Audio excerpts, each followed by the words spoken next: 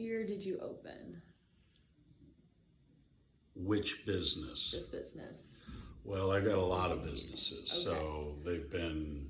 Which year did you open the movie theater business? The movie theater, 95. 95. Yeah. What are your other businesses? Well, I've been a business person, like an entrepreneur, since I was like my kind of late 20s. So I've done a lot of different businesses, Yeah. and since this interview is about entrepreneurship, it's really like I had a lot of different jobs before I started businesses for myself. So I had a lot of different experiences, working trucking, construction. I worked with a vet. I can't really remember all the jobs. At one time I wrote them down. I didn't last long at jobs. I would do them and then go do something else. But then my first real big job of business was opening a bar and restaurant, and it was incredibly immediately successful. And but you're 29 years old, you open a bar that's very popular and fun, and you find out that drugs and alcohol go along with that. It's not good for business. Yeah. So I had a lot of fun and sold that. I went to Europe for a while, came back. I bought a window cleaning business, me and a buddy, and we were doing the windows, but at the same time, I had been to North Africa while I was, after I'd sold the bar, when I went to Spain, France, Ireland, and Morocco, and I was like taken by Morocco, so I went back to Morocco and started buying. They have a lot of really cool handicrafts and, everything from. What is it? Huh? Handicraft? Like crafts, local crafts, Oh, like crafts, jewelry, crafts, yeah. pottery, weaving, rugs, a lot of metal things, and boxes and stuff like that. So I started doing that. Came back, had to import it all, a lot of jewelry. Started doing sales, learning about that, which was the only thing I can say about sales is it's easier to buy than it is to sell. Yep. But the window cleaning business was kind of interesting because that was a critical turning point for me. It was very successful. Not very hard. Where was it? It was right here in Belfast, but we were mainly working from here down to Camden, Rockland. Nice. And from this area? What's that? Are you from here?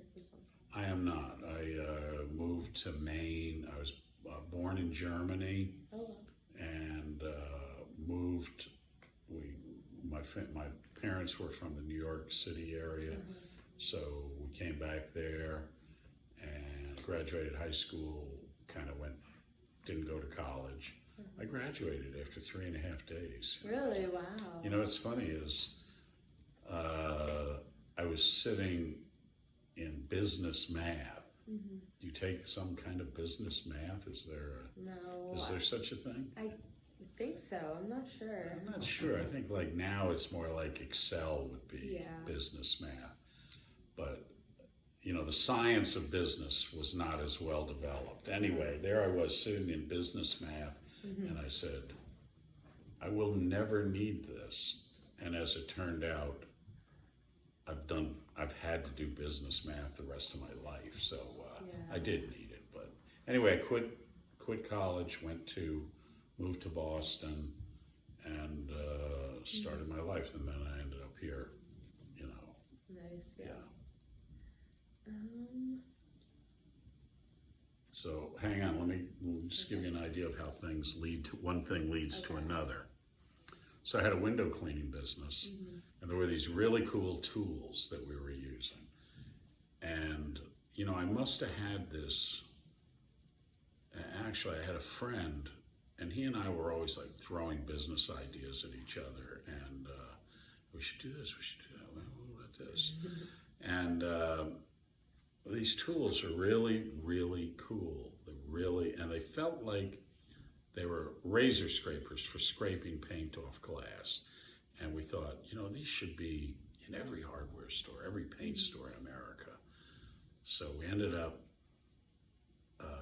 representing the company, which was from Denmark.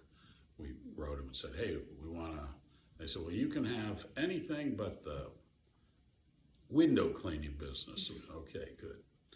And then we tried to put it in all these hardware stores, all these paint. It was really, really hard work and hard to sell. And but while we were doing it, we were about to go out of business because we were just giving up. But it was kind of a recession, and this is kind of key to entrepreneurship, by the way. That whatever you're doing, often that isn't the thing that you become good at. It's like it usually leads to something else. So in this case, just when we were about to go out of business, a guy called me from a plastic company in New Hampshire and said, hey, we got nothing to do. We're looking for projects. You got anything? Any ideas? And we had this little idea for a little tool. And we said, well, we got this idea. And we ended up making a joint venture agreement with them. They put in 10,000. We put in 10,000. And we've sold about 50 million of those scrapers now. So they're everywhere. If I showed you one, you'd go, oh yeah, those. You still sell those? Yeah, I'm still very much selling them. But that led us to invent more things, more tools, trademarking, patents. We patented that thing, so we had more than a 20-year run with it.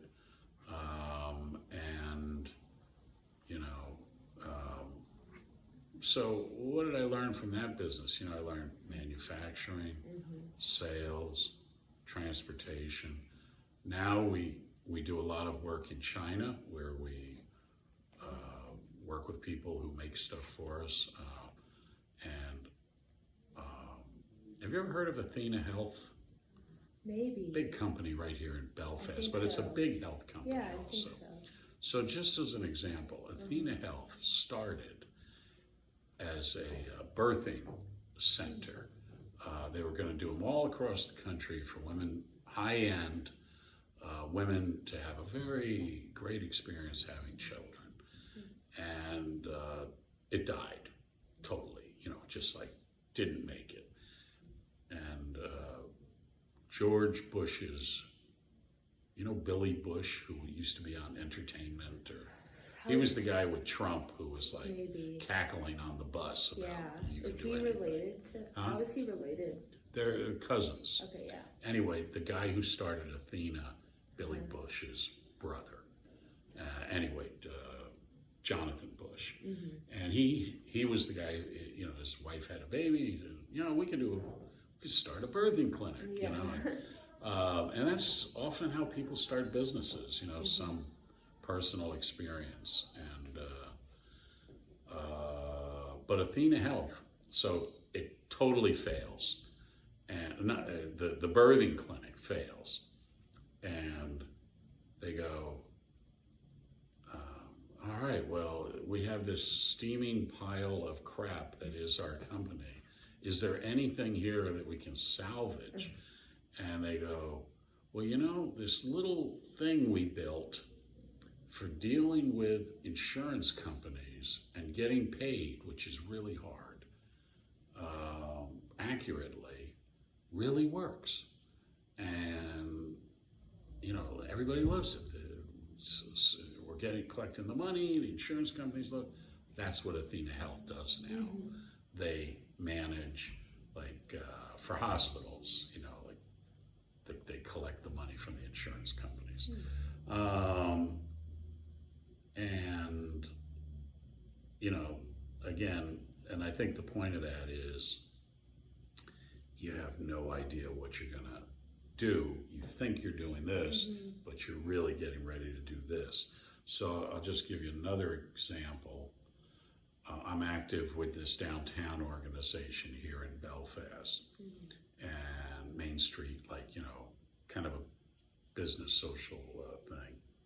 And so we're trying to come up with some idea to do a fundraiser. Hang on, I gotta take a sip.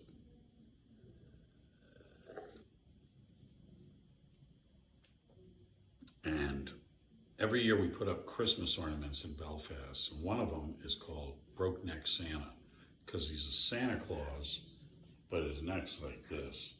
And, I don't think I saw him this year. What's that? I don't think I saw him this year. Have you come here at Christmas? Yeah. He's up there. Yeah. You can't miss him.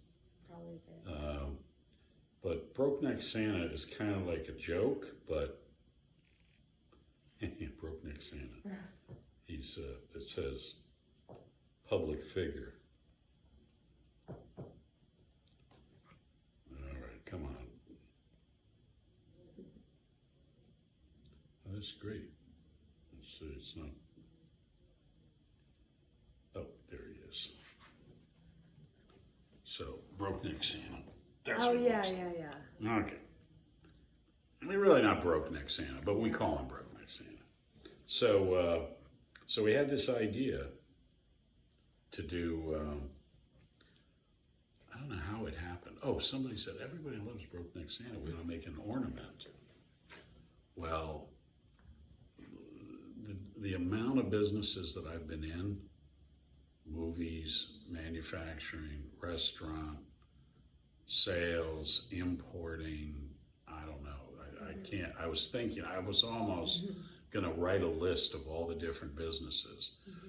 What it's done for me is it's really easy for me to know what you got to do something. I don't care what it is. Like, you want to start a kayaking business, I could figure out what you need to do for kayaking business.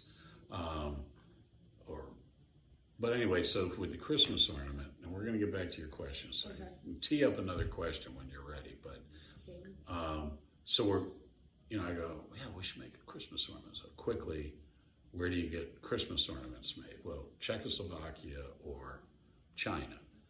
So we tracked down a Christmas manufacturer in China, and we've made these beautiful glass Christmas ornaments, and they're supposed to ship them. They're supposed to ship them this coming week. So again, to be able to communicate with people whose first language is not English, to figure out how to manufacture, what you're gonna make, what's the pricing, how you're gonna get it here, what you're gonna do with it when you get here. That's entrepreneurship. I've had a lot of ideas that didn't work, by the way. Yeah. So, yeah. So, you got another question? Yeah, that's actually one of them.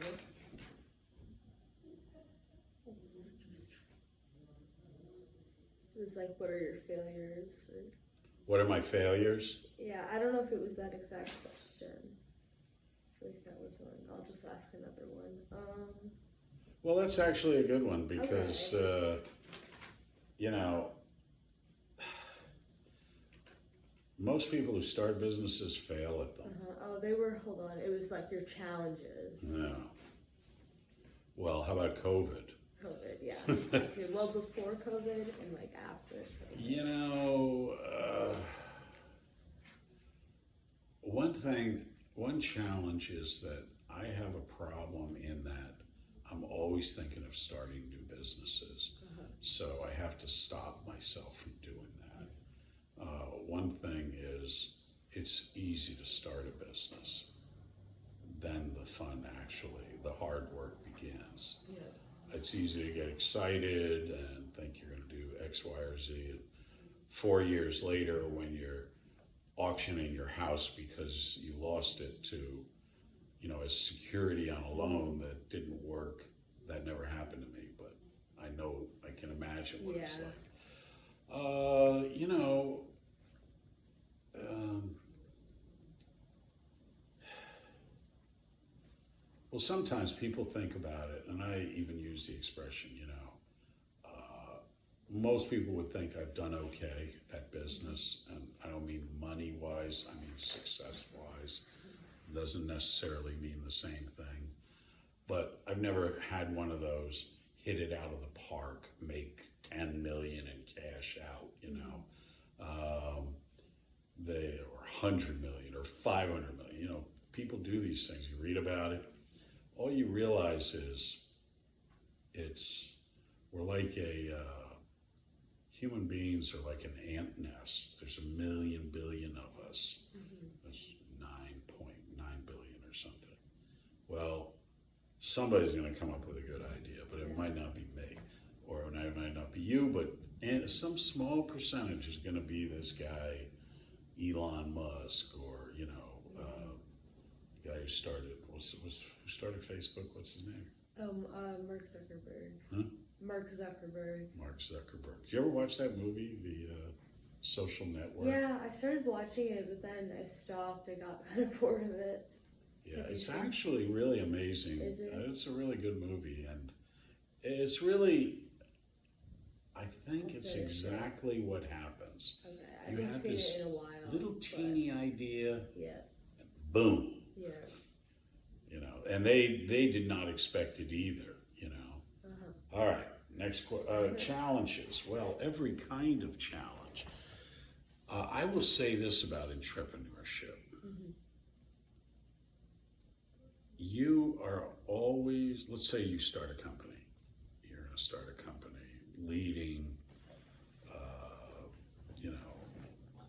leading hikes in the high Atlas Mountains in Morocco. Mm-hmm. Well, you're not part of a big team. You don't have 100 people. Mm-hmm. You have, you're the owner. You started it. You make the rules. You set up everything. And well, what's your greatest limitation? You. Mm-hmm. You are your own greatest limitation. Mm-hmm. I haven't had a job with anybody since I was like 34. I had a job as a bartender. Once I sold, it was just Do you miss that? I loved bartending. Yeah. Yeah. Do I miss having a job or bartending? Do you miss like the 9 to 5 schedule? Like if you ever I had that? never worked 9 You to never 5. did? Okay. Never. I don't. Okay. I'm trying to think if I ever had. I had a couple of jobs that were like, I was a vet's assistant. Uh-huh. I worked for a gift shop, and big guy who was from India. He had like 4 gift shops in Boston. But I've never worked. So yeah, those are more like regular hours. Yeah. Most of my working life, I'm trying to think. One thing is, do you work anywhere? Do you have a job? Well, I work at the library at my school, just at like the IT desk. Yeah. So you walk out. Do you spend all day and night thinking about it? Yeah. No. Well, you start a business, that's a challenge. Yeah. Because you will, be laying in bed at night thinking about it. And that's a challenge, like how to be constantly engaged, which most entrepreneurs are, and yet go home and pull the plug, And I don't mean electronically, I mean like not, you could spend day and night obsessing about it. My wife, who you just met, so last night I come in at 1 o'clock, I was out playing poker, and I'm about to go to bed, and she's like, hey, I met with Kyle today, and I'm like, I don't care. It's not going to get any better or worse at 8:30 in the morning, Right. So, letting go, yet somehow,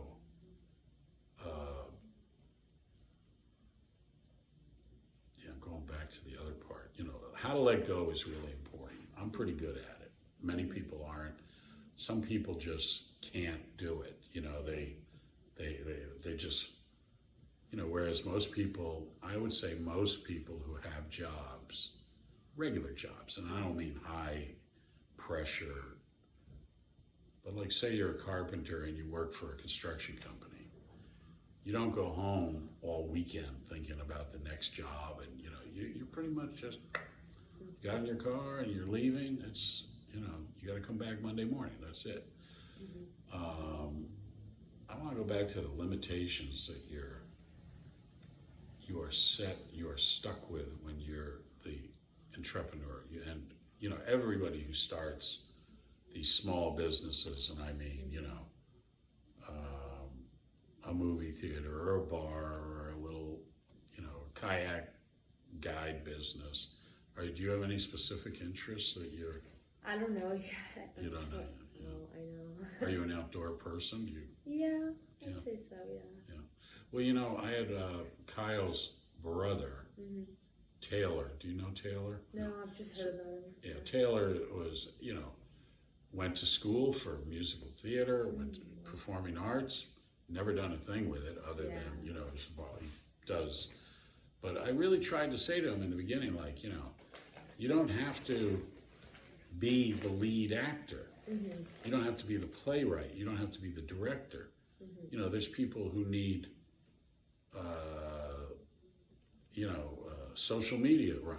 You need people who do management, people who do sourcing materials and all these. You know, there's a whole world of opportunity. He's working in a dentist's office, 9 to 5. Yeah. For me, I would like rather be a part of something than, even if I can't be the something, you know. So you can only imagine. I was just reading about, like, I can't remember who it was. It was like Taylor Swift or somebody. I mean, she had like, there were like 200 employees that, you know, were all working on her. Sorry. You're okay. A little afraid something might be going on.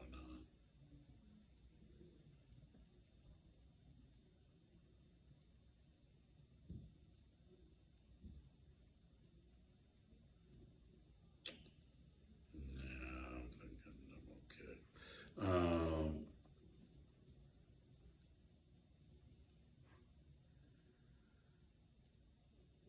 Anyway, there's that.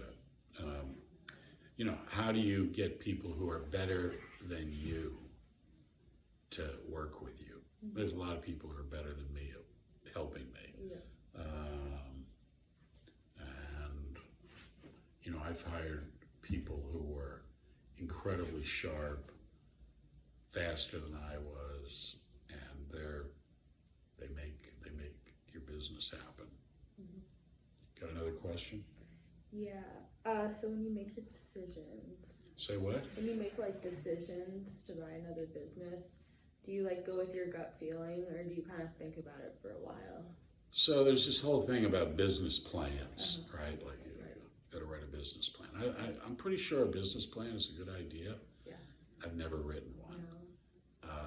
Or a business I model. never bought a business. I bought a window cleaning business. Well, actually, let me see what I Or bought. started another business, what I'm saying. Yeah, I actually bought the window cleaning business. I bought it was like a magazine, cigarettes, newspapers, Greyhound station, books, and I bought that. And we bought the Colonial, and I bought a theater up in Holton. What town are you from? I'm from Connecticut originally, but We've met before, haven't we? where? I don't know. I thought, have you been around with what's the name? Which one? What's his name? James? James, Angel. I thought it was maybe. No. Piper is Kyle's girlfriend. Is Piper from Connecticut? Yeah. Okay. Yeah. That's where I was in My Connecticut. parents have a house in Harpswell. Harpswell, huh? How's Harpswell? It's really pretty. And that got you into Maine, huh? Yeah. Yeah. Where in Connecticut? New Milford. Where's New Milford? It's like, do you know where Danbury is? Yeah. Yeah. We lived when we were kids. The first place we lived was in Putnam Lake, which is 20 minutes from Danbury. Is that in New York? It's in New York, yeah. But you know what? Completely unrecognizable. Yeah. When we were kids, it was the country. Yeah, I bet. And no mall. What's that? Was there the mall? The mall was there? It wasn't the mall now when we were kids. I mean, but it was this really weird thing. Mm-hmm. The train came up out of New York City, and a big newspaper. Kyle actually has it in his house. Mm-hmm. You might. Do you ever go to his house? Yes. I saw that on the wall. Yes, that's yours. That's really Putnam Lake. Cool. Yeah. Yes, I asked about that actually. And actually, these people, this company that did it, would go around the country and do it. Wow. They would find a railroad and a newspaper, and they would say, look, you want people to ride your train, we're going to buy this big chunk of land out here on your train, on your rail line. And then with this newspaper, we're going to sell it off in little teeny lots.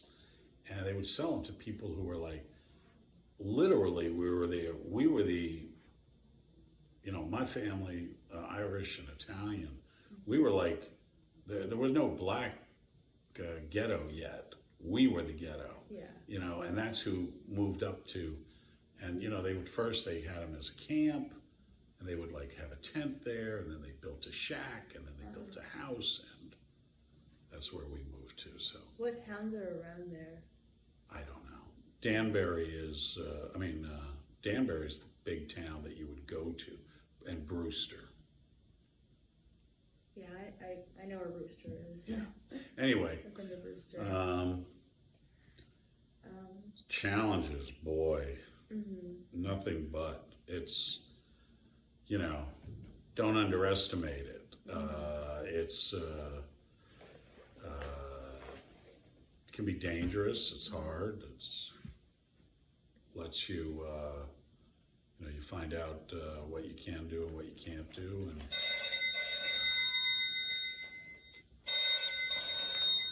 sorry. Hello. Hey. Yeah. Yeah, I'm okay. I'll come over there and I'll tell you about it. You're just first show's getting going, no? Yeah, we're just getting going. Combination projection and tickets. You didn't miss anything. All right, I'll come see you. All right, yeah, thanks. Bye. Yep. Manager at the Colonial. I see. Yeah, and some other challenges, people will steal from you. Mm-hmm. I caught people stealing when I had the bar and the restaurant business. That was something. Yeah. You just like figure out, this person's stealing $400 a week, which doesn't sound. Employees, yeah. Yeah. Yeah, and then shoplifters.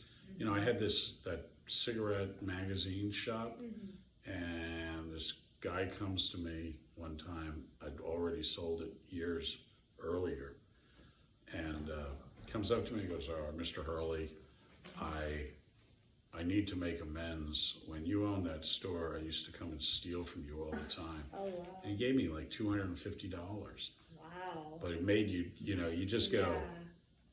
it's like you're bleeding and you don't even know it, It's hard. Yeah. You asked about 9 to 5. The nice thing about it is I have been able at different times, although it's really different now. Like for instance, I took 2 months and took a sailboat, sailed over to Ireland from Belfast. Yep. Wow. And then from Portugal to Barbados. I was able to structure, okay, I'm going to be gone. Yeah.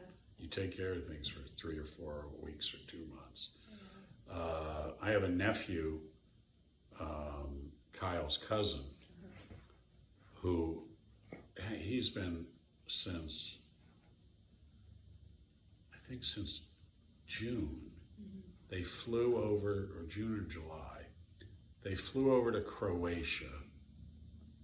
And they've been in Croatia, Italy, France, and they're in Paris right now. And every day he works. He just pops up his laptop and What does he do? he's a recruiter. He recruits people who are really good at software, so, yeah. All right, what do you got there? Okay, I asked about the gut feeling. Do you ever? Gut feelings, you know.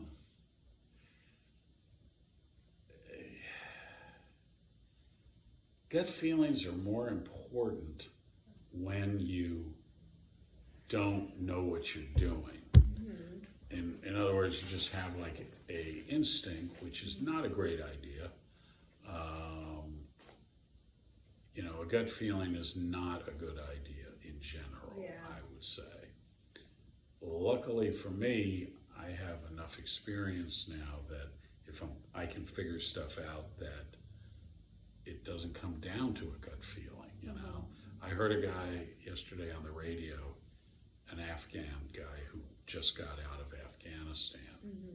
And they said, so what do you do? He goes, I'm a businessman, in very bad English. And they go, well, what are you going to do in America? He goes, you give me $100 and I'll be fine. I can start a business. There's some truth to that, you know. It's like a person who knows how to hunt, fish, build a fire. You drop them in the middle of the woods, they can probably do okay. So, you know, there you go.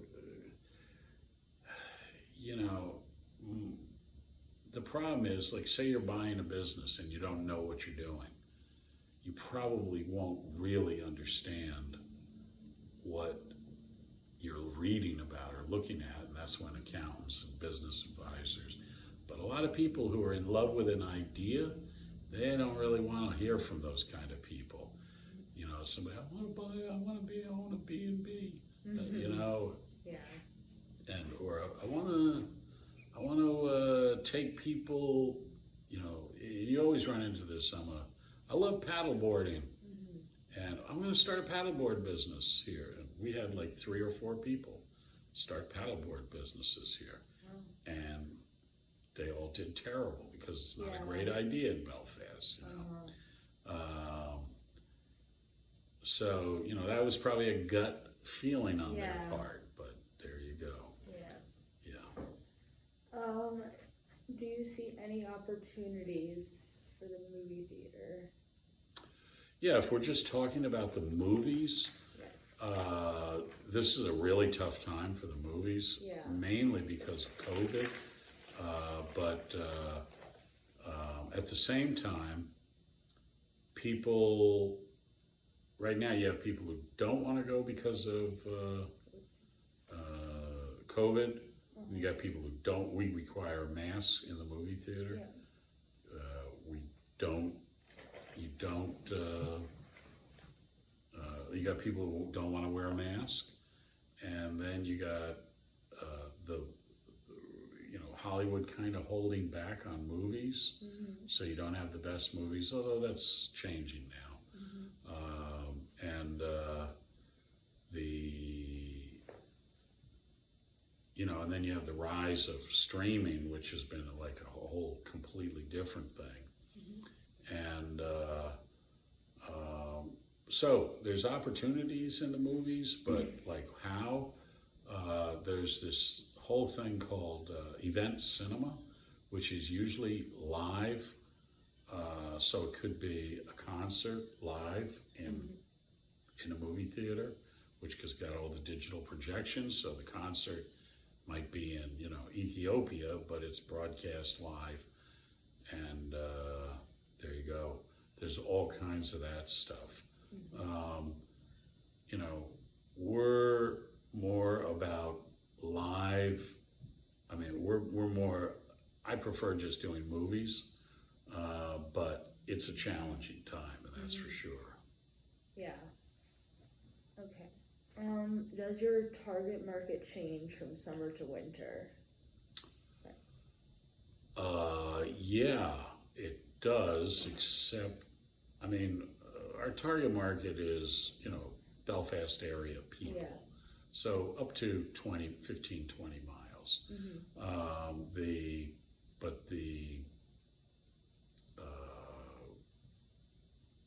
The interesting part is more that our target market has changed dramatically since we bought the movie theater. When we first bought the movie theater, on a Friday night, there would be 50 or 100 kids, pretty much middle school or younger, not, or maybe younger high school, but lots and lots of those. And now they come if they want to see the movie. What they used to come for was to see each other. And now they do that with, TikTok and Instagram and Facebook or whatever. Okay. Have you had to take any risks to achieve your goals? Constantly. Yeah, you gotta, Right. the old thing, not only does it take money to make money, but you have to risk money. Yeah.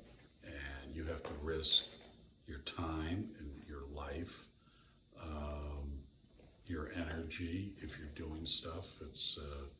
So it's all very risky, I think. I mean,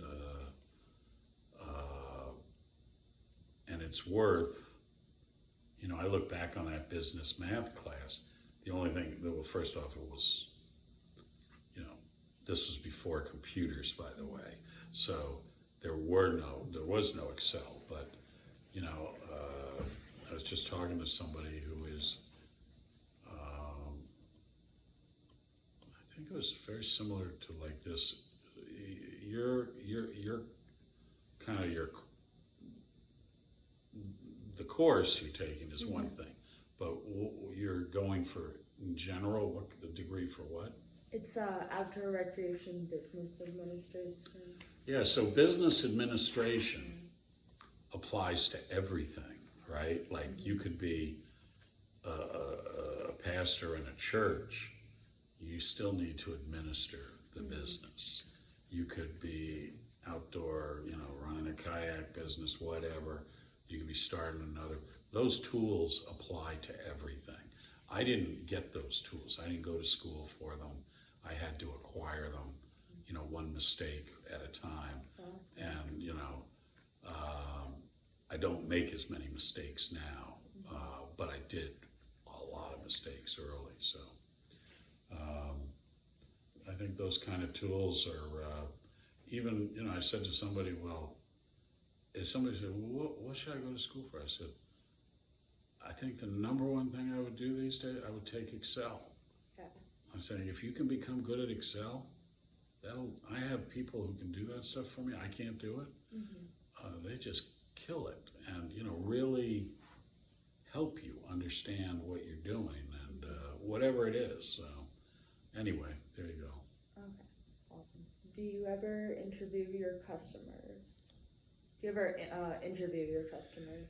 No, but I'm getting ready to. Yeah. I generally speaking, our customers are, and I have, like right now, I have Bay City Cargo, which is a movie theater, marquee letters. I'm a dealer for used sign letters. I have a company called Fiberglass Farm. I make big fiberglass stuff. So like right now, we're in the middle of making a bunch of stuff for Green Bay Packers. Oh, really? Worked for LA Dodgers, Yep. Baltimore, Yankees, the Red Sox. We make stuff for stadiums. So I'm not gonna like sit back and go, so let me interview you, but like, if things are going well, you generally don't feel like you gotta interview them. But like right now with the Colonial, we're definitely like we can tell we got problems, and Yeah. you know how to dig out of them is, or how to, you know, the guy who I just hired, Greer, this may go right over your head if you're not a history freak. Okay. But I said to the guy, I go, when we hired you back in, you know, last March, it was looking like the COVID was coming down. And then he started, we opened June 15th, and by late July or early August, it was like, yeah, and people stopped coming to the movies. Not totally, but enough that, and I said to him, I go, look, it's like we hired you to come work for our store in Warsaw, Poland in 1939, and I'm like, which was when Hitler invaded Poland, and I go, 5 months later, everything has changed. We're in a different game now, and so we're working on this kind of stuff, and but yeah, it is very challenging, and we're about to start interviewing our customers. Yeah. Generally speaking, we don't. Yeah. So. Okay. What is the most important lesson you've learned from your experiences of starting a small business? Ooh, it's easier to get in than it is to get out. Right. Okay. Maybe. I have given family members in the past, I said, think of your life as in increments of 5 years. And if you're a poker player, there's a 5-year chip. So 8 of them is 40 years. So how old are you? 22. So you get 8 chips and you will be 62. Interesting. Oh wow, so it goes by quickly? And things, no matter what you do, it kind of takes some time. So you start a business, it's not working, you try this, that's not working. We need to take another loan. Mom, will you mortgage your house for me? And what I've noticed is most serious endeavors take about 5 years for you to figure out that it's working or it's not. Yeah. And you only get 8 of them. So time is important. Do you have a 3-year plan for the movie theater? 3-year? Yeah. Never. No. Is that maybe that's wrong. We kind of have a long range plan, but I'm trying to think. There's only a few more. Did I ask you what business ideas didn't work out? I bought the Temple Theater up in Holton. Right. You ever been to Holton? No, but I heard it's up there, like next to the Canadian border. Well, it's from this traffic light downtown. Oh wait, no, I'm thinking of something else. No, Holton's up there. Oh, is it okay? It's 152.5 miles from the traffic light. You go right by Orono, and it's about 100 miles. Right, that's where the interstate ends. Or? That's the end of I-95, right. So I bought a movie theater up there. Why? Because I did bad math. And it's a really beautiful old town. I'd like to see it at least in the downtown. But it's really not a great place to do business. So it took me 14 years it was like being in a bear trap, and to figure out how to get out of it. Yeah. And I lost a lot of freaking money. How many hours was it from Belfast? To drive up there? Yeah. Well, I always figured around 3 hours if I was pushing it, but that 100 miles between Holton and Orono, a lot of moose and deer. And so I was always coming home at like 9, 10, 11 o'clock at night, and I would drive. I would not go faster than 62. Yeah. People would come by me doing 80. You don't want to hit a moose doing 80 miles an hour. No, you don't. I was like, whoa. That's scary. Yeah, what did I learn? Oh yeah, what's the most important thing you've learned? Yes. Yeah, excuse me.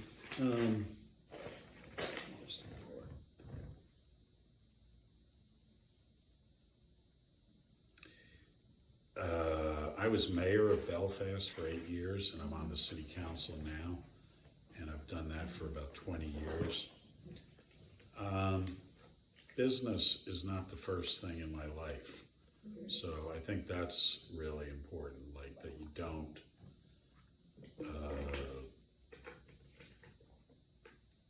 you know, the world does not revolve around me making little plastic things. Mm-hmm.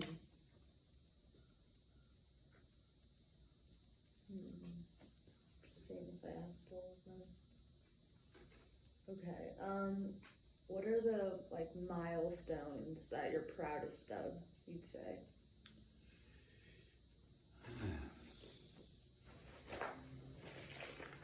Well, you do have a sense of accomplishment when you're in danger and you survive, or you have a business that you want to sell. I've sold a lot of businesses and you sell them, or you have a good idea and it succeeds. Those are just things that feel good, you know, that make you feel like this is the right thing I'm doing here. So, milestones.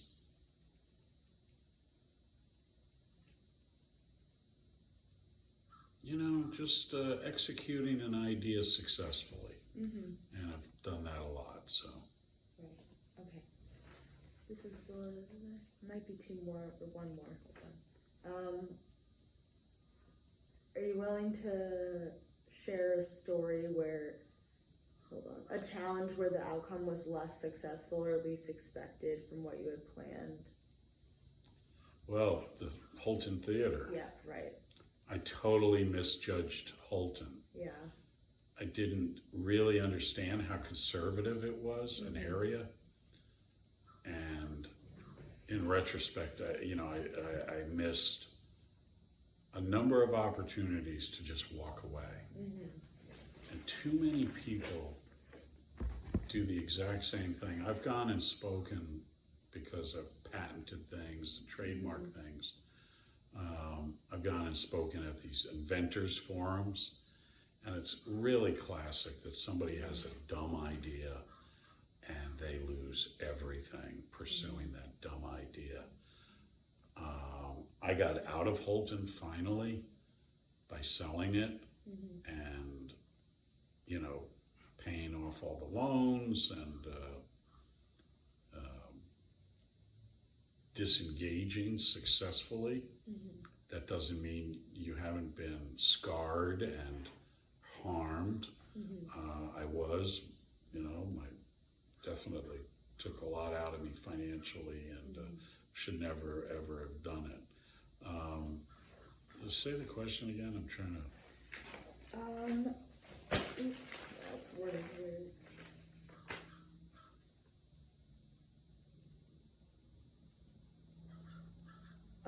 If you were like, if you had a challenge and the outcome was Less than, yeah. less, Yeah, so you start off very optimistically, like, I got this great idea, it's gonna be great. And, you know, yeah, boy, others,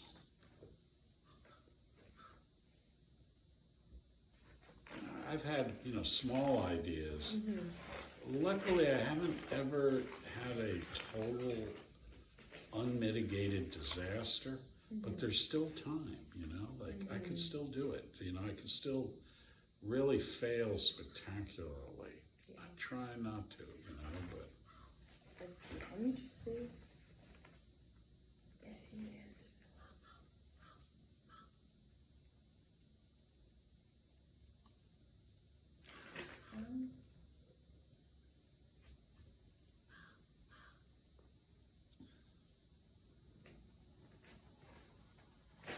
Okay, I think I asked all of them. Okay. Yeah, thank you very much. You bet. Did you just come all the way down here